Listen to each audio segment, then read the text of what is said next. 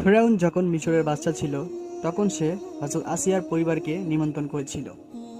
তারপর কি হলো সম্পূর্ণ জানতে ভিডিওটি সাবস্ক্রাইব করে আমাদের সাথে থাকবেন।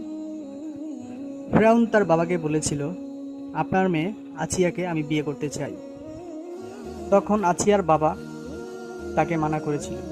তখন ফেরাউন তাকে এবং তার বাবাকে হুমকি দিল, যদি তুমি বিয়ে না দাও তাহলে তোমরা জীবিত অবস্থায় এই মহলের বাইরে যেতে পারবে না। তার বাবা বিয়েতে অনেক পরে রাজি হয়েছিল। কিছুদিন পর আসিয়া ও ফেরাউনের বিবাহ সম্পূর্ণ হলো। যখন বিবাহের প্রথম রাতে ফেরাউন ঘরে প্রবেশ করলো, তখন সে দেখতে পেল হযরত আসিয়া ইবাদতরত অবস্থায় বসেছিল।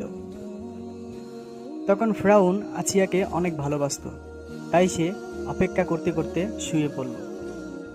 ফেরাউন ও আসিয়ার